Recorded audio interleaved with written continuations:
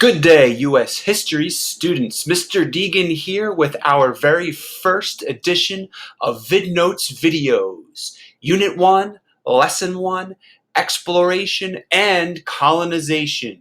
In this lesson, we'll study the European country that flies this flag. It's England. You see here this red colored country. This is England, also known as Great Britain, which is on this map of Europe. I have a question for you, and let's pretend you're British for this. Why explore? Why leave the comfort of your home country and face death and disease in a foreign, uncivilized land called America? We'll answer these questions in this lesson. But before we dive into the notes, know that I will be handing over my camera to a man named Coach Strusky. Take it away, Coach. Our first question, what were these Europeans looking for? Why did they leave Europe and cross a vast ocean? Well, as you've already learned in your world history class, Christopher Columbus was looking for the Western Passage. That is, he wanted to find a route traveling west to get to the Indies. This was going to be the way that Europe would gain riches through trade with the Far East.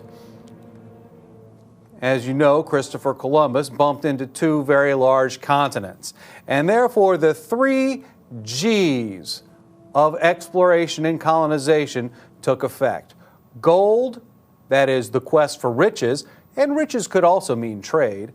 God, spreading the glory of their religion as well as the glory of their empire. The goal was to become as rich as possible so they could beat up on their neighbors over in Europe. As we focus primarily on European and specifically English settlement, we will look at the characteristics of early exploration and settlements in the New World as they pertain to England. Early settlers established the New England colonies. They were settled by Puritans, often seeking freedom from religious persecution over in Europe. They formed what was called a covenant community. That is, a community based on agreement between themselves and a way to live with their God. They based their principles through the Mayflower Compact, not just their religious beliefs, how they wanted to govern as well as interact with one another.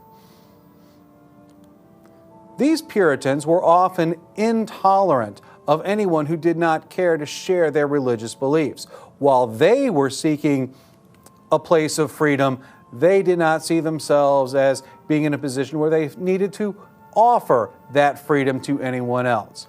But don't forget, they were also looking for economic opportunity, something they were denied over in Europe, in England, and in Northern Europe.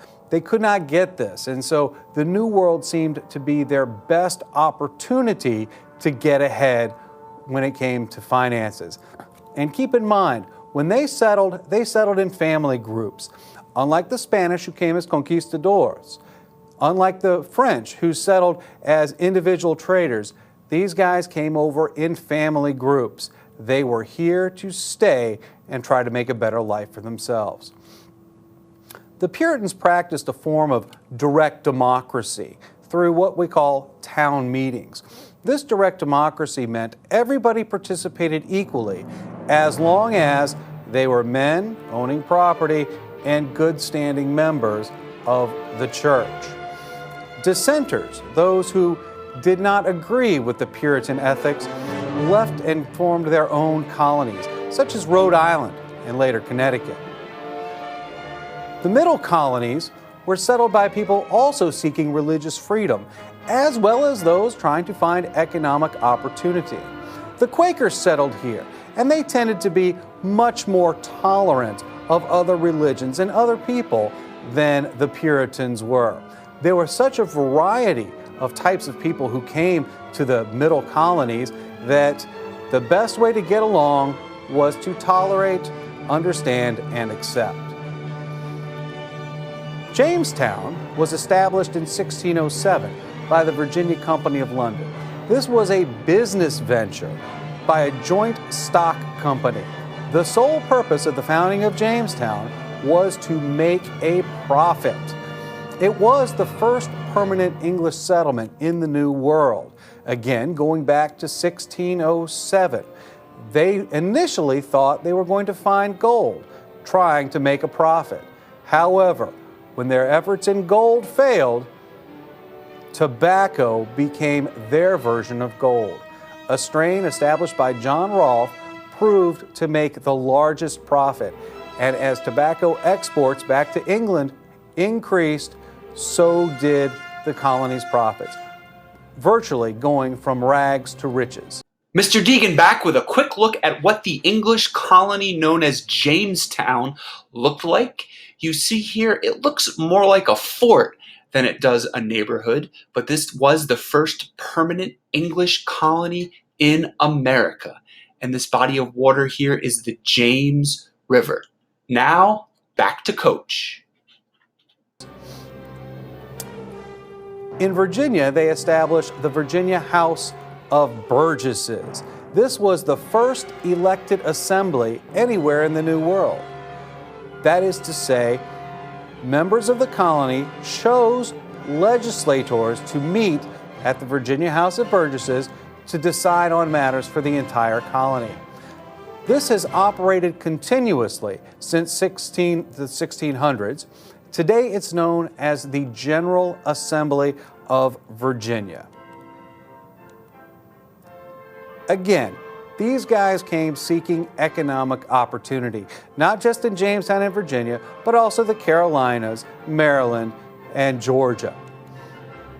The Cavaliers were members of the English nobility. They were going to receive large land grants from the King of England on which to settle and establish large plantation-style commerce. Poor English immigrants also came seeking better lives. While the Cavaliers settled in the best coastal lowlands, the poor English tended to settle further west, up in the Piedmont area, the foothills, and in the Appalachian Mountains in the Shenandoah Valley.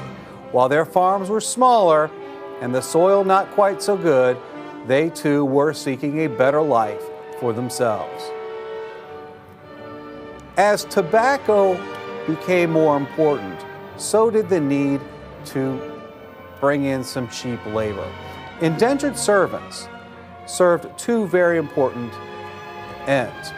They would populate the colony, that is, bring more people over, as well as provide a cheap source of labor.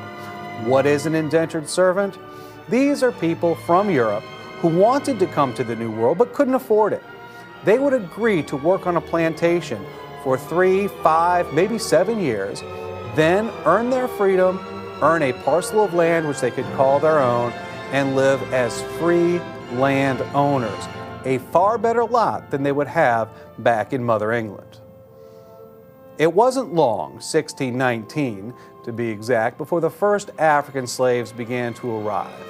This came primarily because Virginia and the South developed an agricultural economy based on cash crops, and the need for large, cheap labor surpassed the indentured servants and came to rely on the first African slaves. As I mentioned, these were dominant in the southern colonies as well as the Caribbean, and the first Africans arrived in Jamestown in 1619. It started off as one ship, quite by accident, from Portugal, but later on became an intentional trade. When it came to the effect on the first Americans, it wasn't very good. Violent conflicts repeatedly with the American Indians, or first Americans, seemed to almost always fall on the side of the Europeans, even though the Indians, who greatly outnumbered the colonists, could not match their technology.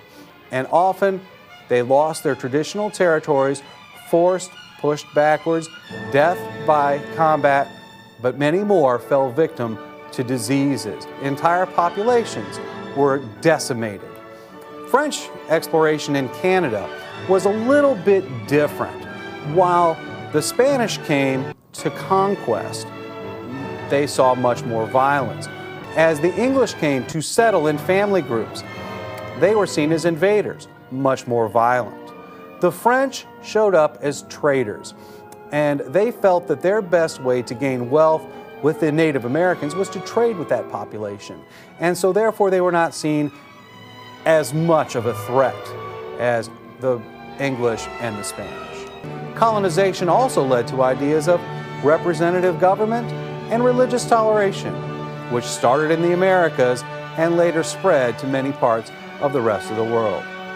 The redistribution of the world's population by choice or by force is going to initiate a global change that will continue until this time.